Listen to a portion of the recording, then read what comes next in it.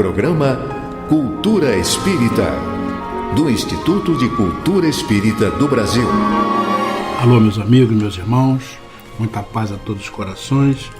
Aqui estamos com o nosso programa Cultura Espírita, do Instituto de Cultura Espírita do Brasil. Como sempre, contamos com o apoio inestimável dos nossos queridos companheiros Joel Vaz e Assari Franco de Moraes, que é o nosso produtor, e que farão agora suas saudações a você. Joel, por favor.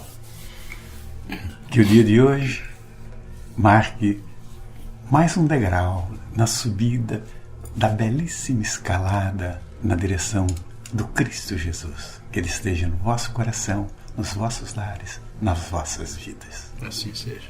Assari, por favor. Que a paz de Jesus esteja durante todo este ano, todos os dias, nos corações e nos lares de todos os nossos amigos. Muito bom. Nosso Instituto de Cultura Espírita, nesse mês de janeiro, está em recesso. Na verdade, tradicionalmente, nós temos um curso de férias, né?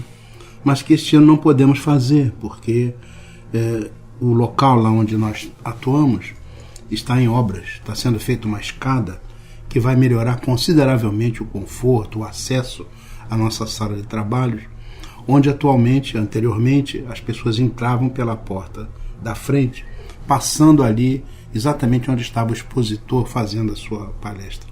Isso atrapalhava um pouco, trazia alguma dificuldade, tirava um pouco a atenção das pessoas, né? Então, com essa obra, elas vão entrar pela parte de trás, né? Hoje, onde existe uma escada, essa escada caracol, né, de difícil acesso, vai haver uma escada confortável.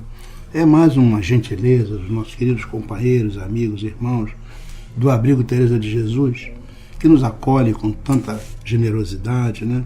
E nós somos, assim, muito agradecidos por essa relação que enriquece extraordinariamente o nosso Instituto de Cultura Espírita.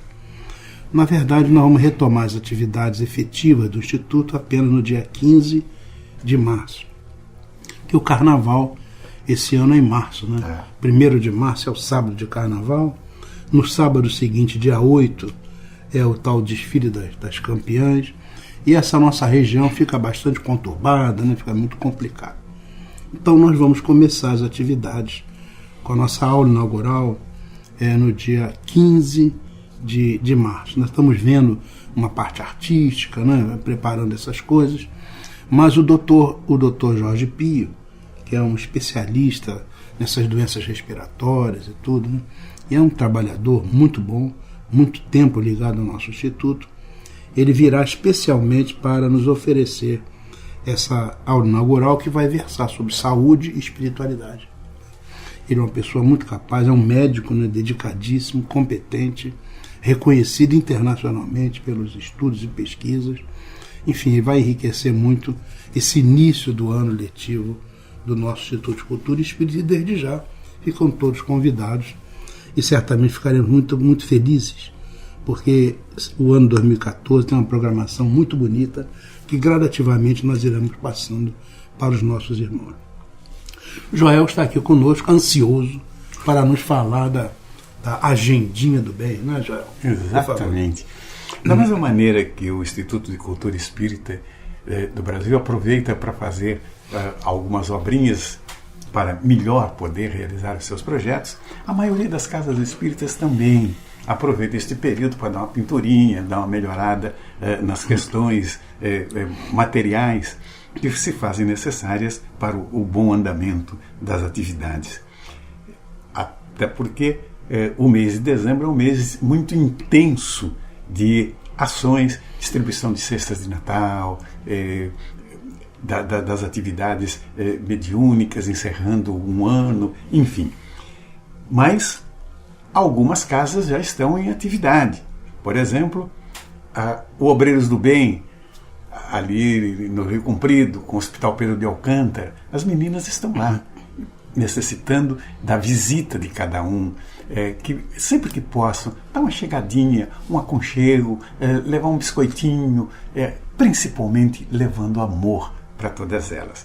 Vale a pena. Da mesma maneira que as atividades programadas para o grupo de estudos espíritas Vanucci, ali no Teatro Vanucci, hoje abrem as suas portas para reiniciar as atividades das palestras que se desenvolverão ao longo desse ano todo. E para inaugurar esta série, convidamos nosso querido amigo, esse ator extraordinário chamado Nelson Xavier. Nelson tem uma história bonita como talentosíssimo ator e que ao longo da vida, fiel aos seus princípios, à sua formação, às suas ligações, às suas observações, foi comunista, foi ateu, convicto, porque não acreditava em nada além da materialidade, fruto inclusive dessa opção política dele e tal, enfim. Mas de repente a vida o conduziu para um encontro. Ao aceitar o convite para fazer o personagem Chico Xavier no filme que conta a história desse abençoado missionário do amor, ele teve a revelação íntima da verdade amorosa do Cristo pregada por aquele personagem que ele estava incorporando. E este encontro transformou a sua vida. Passou a ler os livros de Kardec, as obras do Chico, e esta coisa foi se transformando numa avalanche de amor, de percepção da presença da divindade amorosa do Chico nesta encarnação e, por certo, herdando de tantas e tantas horas de experiências. E ele, então, ele conta essa história que depois toma um formato de um espetáculo com uma duração, um monólogo, duração de 1h30. Nesta noite será de 1 hora, mas ele tem o formato de 1h30 em que ele revela, inclusive, essa transformação. E é muito curioso que a transformação ela é dupla. É espiritualmente, conceitualmente e, ao mesmo tempo, física. Que ele se vira um determinado momento quando ele conta: e um dia eu encontrei o Chico. Ele já tinha desencarnado, mas eu encontrei ele me aconselhando. E ele vira de costas para a plateia. E quando ele volta, ele está caracterizado. As pessoas tomam um susto, porque é igualzinho. É igualzinho. É fantástico. É imperdível, estão todos convidados. Hoje, às 19h30, quem puder levar 1 quilinho de alimento não perecível que te será encaminhado para o Hospital Pedro de Alcântara. Então, todos convidados. Iniciamos assim a nossa jornada de palestras do ano de palestras, que são estudos, considerações e tal, que se desenvolverão ao longo do ano todo lá no Teatro Vanucci. Dia 14 de dezembro passado, às 19 horas, na Praça da Paz Celestial, no bairro da Paz, em Salvador, Bahia, iniciou-se o planejamento do 16º movimento Você e a Paz, com a participação do Centro Espírita Caminho da Paz. Olha quanta paz junta. E isto planta uma semente que vai se desenvolvendo ao longo deste ano inteiro, com atividades permanentes envolvendo as propostas de paz. A paz do lar, a paz do trabalho, a paz das relações afetivas, o perdão a serviço da paz. Enfim, tudo aquilo que possa redundar numa relação mais amorosa entre todos os seres. Foi uma festa muito bonita essa, que aconteceu no dia 14, com a presença do Carlos Santos, que é o presidente do Conselho de Moradores do bairro, e além de outras personalidades. Por falar em paz, esteve recentemente no Rio de Janeiro o antropólogo William Ury, conhecido internacionalmente. Ele tem uma morada nos Estados Unidos, nas Montanhas Rochosas, lá em cima. Diz que é um ermo onde ele se esconde para se reabastecer nessa peregrinação que ele faz pelo mundo inteiro, convidado inclusive pelas maiores autoridades do mundo, pregando a paz. Esse trabalho, inclusive, o levou a participar das negociações da paz no Oriente Médio. As relações entre palestinos e judeus, ele foi um dos conselheiros dos caminhos a serem encontrados para que se estabeleça a paz. Também participou das negociações no Iraque e participou também, curiosamente, de um evento comercial aqui no Brasil, na relação entre o Grupo Pão de Açúcar do Abílio Diniz, e o entrave que estava acontecendo com o grupo francês no domínio. Cassinou. Exatamente, o grupo assinou e acabou encontrando um caminho para o entendimento. E ele deixou uma mensagem extraordinária, que ele peregrina pelo mundo já há muitos anos, propondo um tratado de paz, mas que ela só acontecerá através da reforma íntima, quando cada um, do mais poderoso ao mais humilde, puder plantar dentro de si a semente da paz. Que é esta a mensagem nossa para este início de ano, e que tudo possa acontecer a serviço da harmonia, da paz e de todas as relações possíveis entre todos os seres. E por falar em Bahia, Divaldo, recém-chegado de uma peregrinação pela Espanha, foi abrir o Congresso de Barcelona, foi receber lá na Bahia, na Mansão do Caminho, uma caravana que veio de Minas, do Paraná, de São Paulo, do Rio Grande do Sul e de Zurique, para falar sobre o amor de Jesus e a humildade. Ele que preparou, num gesto singelo que simboliza esta beleza da humildade, ele preparou o lanche e ele mesmo serviu a todos os convidados. Tá bom. Dia 12 de janeiro, das 13 às 18 horas, acontece o 11º Encontro Espírita da família em Duque de Caxias, no Rio Grande do Sul. Depois a gente vai falar mais delas. E nós terminamos aqui dizendo que dia 10, Divaldo faz palestra em Franca, no estado de São Paulo. É um incansável. É verdade. Muito bem, vamos ao nosso intervalo e logo em seguida retornaremos, se Deus quiser.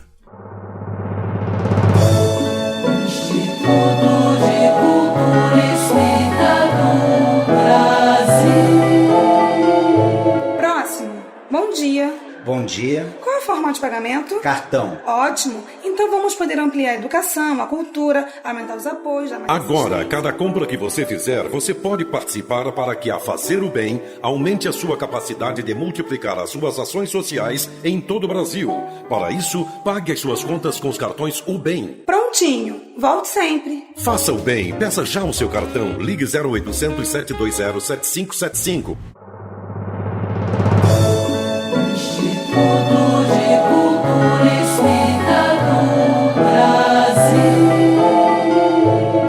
Olá, meus amigos, meus irmãos, aqui estamos retornando com o nosso programa Cultura Espírita, do Instituto de Cultura Espírita do Brasil, pelas ondas amigas da emissora da Fraternidade, a Rádio Rio de Janeiro, em 1400 kHz, e contando, como sempre, com o apoio inestimável do nosso engenheiro de som, Toninho Barbosa, que ele está do outro lado do vidro, enquanto nós gravamos, ajustando as entradas, as vozes, equilibrando o som, etc. E nós somos sempre muito profundamente agradecidos a ele pelo trabalho que ele desenvolve, magnífico. Neste bloco vamos responder as perguntas, né, Sabe? Sim. A nossa Maria Antonieta Camargo, lá do Meia, nos enviou umas perguntas interessantes. A primeira é assim: por que às vezes nós batemos o olho em uma pessoa e, embora nunca a tenhamos conhecido, ficamos com uma impressão ruim de uma antipatia gratuita? Isso aí acontece muito, sim. Mas também tem a impressão boa, né? Tem não é impressão só ruim, boa. não. E também tem às vezes em que uma impressão ruim se transforma numa impressão boa na medida em que nós conhecemos melhor a pessoa. Né? Bom, segundo André Luiz, no livro Evolução em Dois Mundos, no capítulo 3, esse livro foi da psicografia de Chico Xavier, né? Para nós chegarmos à condição humana, foram necessários cerca de 1,5 bilhão de anos. E na peregrinação terrestre, com os seres humanos, são necessários milhares de anos. E para cimentarmos nossa evolução em alicerces seguros, que permitam os excelsos voos em busca da felicidade e da perfeição. Nesse caminho, nós convivemos com muitos espíritos em diferentes estágios de evolução, através das múltiplas reencarnações. E nisso, nós podemos criar antipatias, prejudicar o próximo, agir com egoísmo, vaidade, ambição. E essas negatividades recíprocas criam situações que se apresentam ao longo da trajetória espiritual para os necessários ajustes.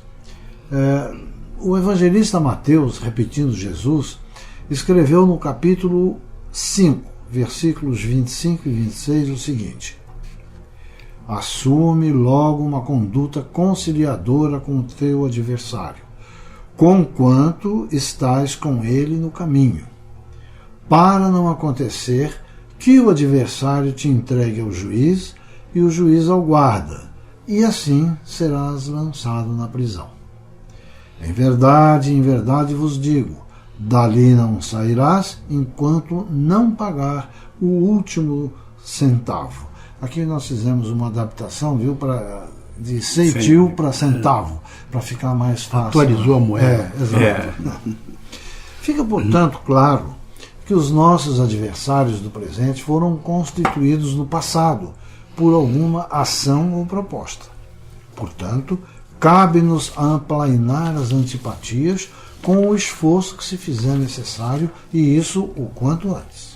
E é muito normal que a gente nasça num grupo, né, de pessoas com as quais nós já convivemos anteriormente. Né?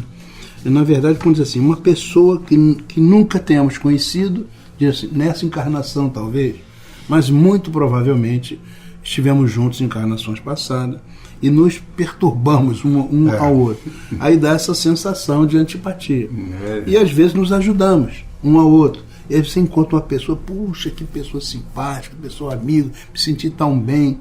Na verdade, o espírito guarda na sua memória, né, todas essas impressões, essas lembranças. Nós aqui, em nível consciente, não recordamos isso. Só as coisas do dia a dia. Mas isso é mais uma demonstração de que nós não estamos vivendo essa vida nesse lugar por acaso. E também não encontramos as pessoas por acaso. Há um sentido nisso. Né?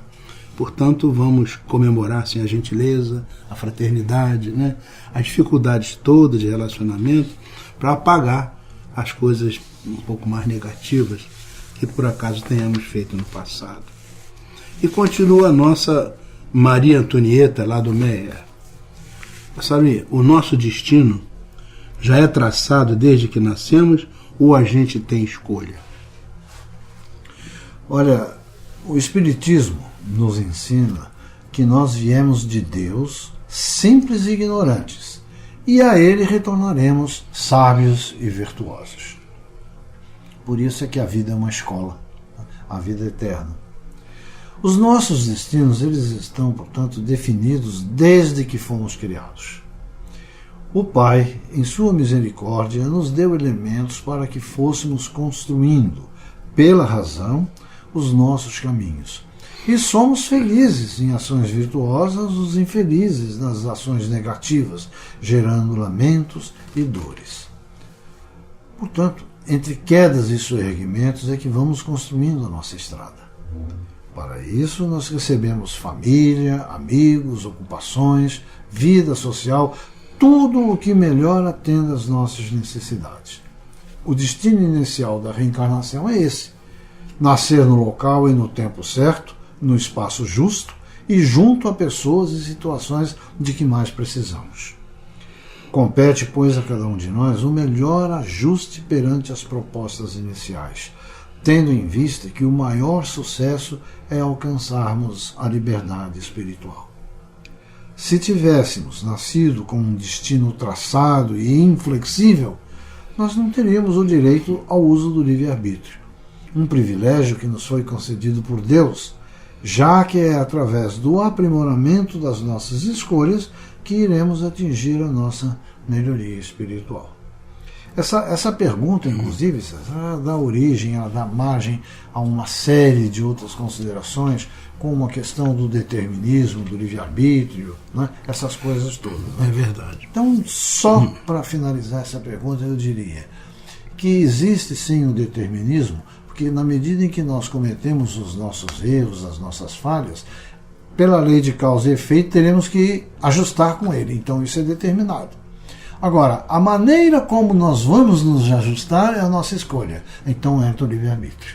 Né? Isso, a gente costuma colocar uma imagem dizendo assim, quando a gente nasce, o nosso livro, o livro da nossa vida, ele já tem os títulos dos capítulos. Só que o livro está em branco. Aí você que vai escrever como é que fica aquele roteiro. Então está programado lá, casamento. Está programado, você vai ter casamento. Ou seja, nessa encarnação você vai encontrar alguém e vai se casar. Agora, como é que vai ser o seu casamento? Você decide.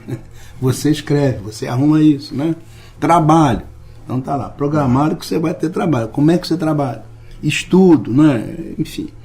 Essas coisas há uma previsão, porque a gente costuma dizer que há assim, uma otimização do processo de reencarnação. Como você falou muito bem, a gente nasce no melhor lugar, dos melhores pais, na melhor família, nas melhores pessoas. Então tudo é programado para que a gente possa tirar nota 10 na nossa encarnação. Agora a gente, de repente, vai fazendo as coisas, dá um escorregão aqui, um escorregão ali, e vai criando problemas que terão que ser reajustados posteriormente e vão gerar no futuro novas barreiras pelas quais vamos ter que passar. Novas responsabilidades. É isso aí. Está perfeito. Mas a nossa Antonieta, Maria Antonieta, mandou uma outra pergunta. O nosso planeta tem bilhões de habitantes. É verdade, tem uns 7, mas encarnados. Fora um caminhão de desencarnados. Em volta querendo. Nosso planeta tem bilhões de habitantes.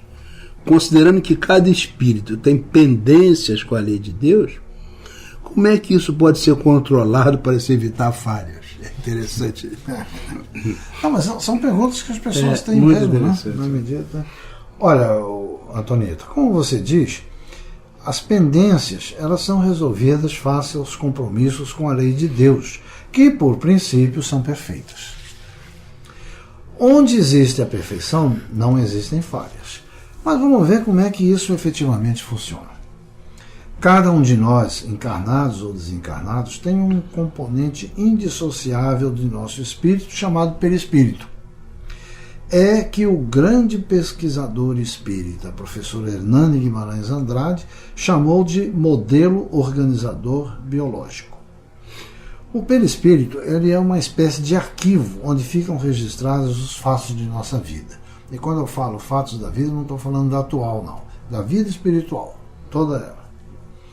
Por outro lado, na organização espiritual, os mensageiros da luz eles são divididos por áreas e nelas eles atuam o tempo todo, analisando as condições de cada espírito através do perispírito, conferindo todos os eventos importantes, como necessidade de acidente, doenças e mesmo o desencarne. É claro que, em termos mundiais, todas essas equipes obedecem aos mesmos princípios definidos pelo Pai e trabalham no mesmo postulado de harmonia e justiça. Assim, divididos em milhares de equipes por todo o planeta, é possível que os agentes da luz tenham um foco de ação sobre os encarnados que estão sob sua supervisão e realizem ali o trabalho que lhes foi confiado sem falhas. Ou seja, os 7 bilhões de espíritos encarnados no planeta, eles estão seccionados, né, em áreas. Cada uma dessas áreas tem os seus supervisores. Então, eles estão todos sob o mesmo comando, mas todos eles têm a condição de decidir, de determinar, de agir de acordo com aquilo que está predeterminado através da ação perispiritual. Então, é por isso que não existem falhas, porque o trabalho não só ele é bem feito, como dividido de uma forma harmônica. Né? Na verdade, as coisas funcionam automaticamente. Porque Deus está presente dentro de tudo, dentro de todos. E atraindo toda a sua criação na sua própria direção. Na medida em que cada um de nós sintoniza numa faixa vibratória, nós vamos agindo de acordo com essa sintonia. E recebemos as respostas também de acordo com essa sintonia. De maneira que esse funcionamento é perfeito. Né? Então você está numa frequência vibratória e tudo aquilo que você faz nessa frequência recebe uma resposta dentro dessa frequência automática. Né? Então a lei funciona precisamente e ela não se modifica para agradar ou para desagradar. Simplesmente é a lei. Ou você está ajustado com ela e ela te alavanca para você crescer, ou então você não está ajustado com ela e ela age, que é para que você se ajuste e possa crescer posteriormente. Esse é o significado da misericórdia divina, quer dizer, a distribuição do amor de Deus e permanente e incondicional para todas as criaturas. Os obreiros que participam disso, espíritos luminosos, apenas são facilitadores desse processo, para que a lei possa se fazer para todas as pessoas, incondicionalmente, igualmente, né? E oferecendo a cada um as melhores oportunidades para o seu crescimento na direção do bem. Vamos ao nosso intervalo e nós daqui a pouco retornamos, se Deus quiser. Instituto de Cultura Espírita do Brasil. Meus amigos, a internet do bem nos traz uma mensagem de alerta para o novo ano que está se iniciando.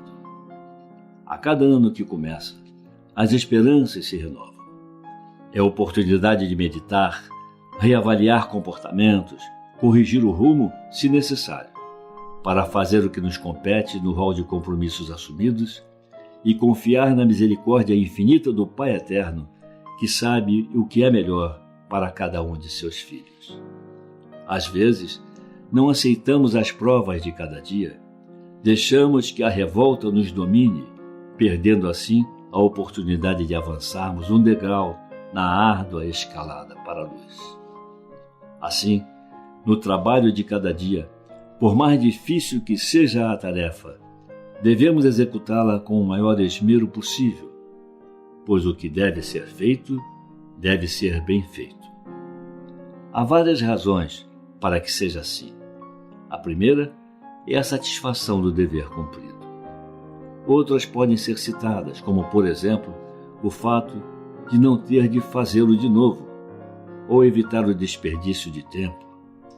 Na economia universal, o tempo é um bem precioso.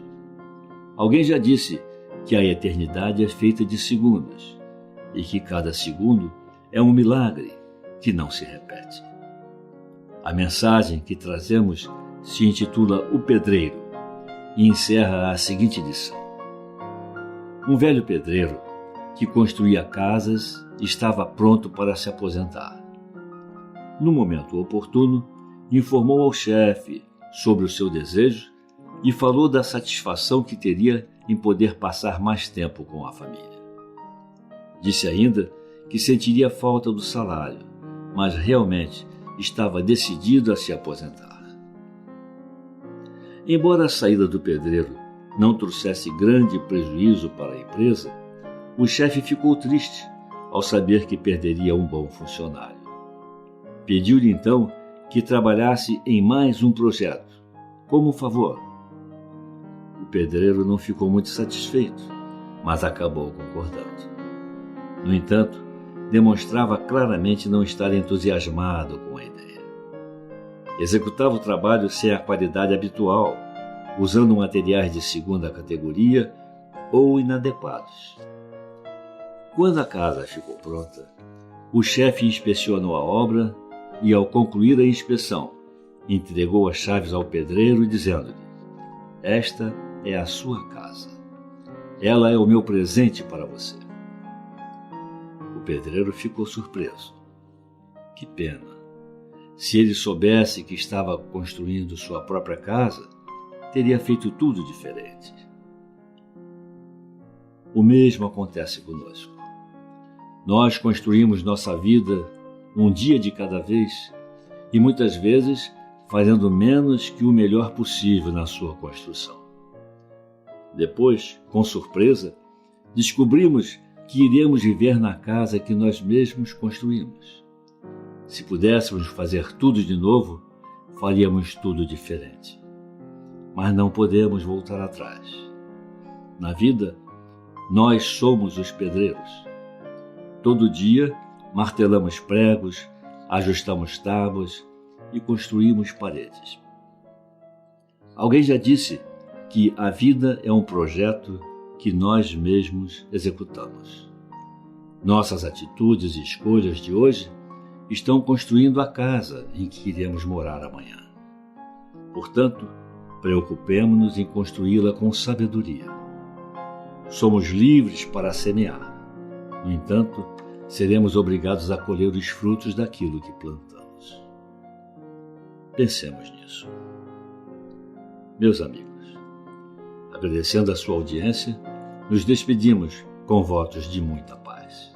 Assim, meus amigos, meus irmãos, chegamos ao final do nosso programa, muito agradecidos pela sua atenção e desejando uma semana de muita saúde, muita alegria, felicidade, muita paz. Nossa Saruí, por favor, para as suas despedidas. Também para agradecer a audiência, o carinho, a atenção e desejar a todos muita paz dessa semana que se inicia. Então até a próxima semana, neste horário, se Deus quiser. Pela Rádio Rio de Janeiro, o Instituto de Cultura Espírita do Brasil apresentou Cultura Espírita.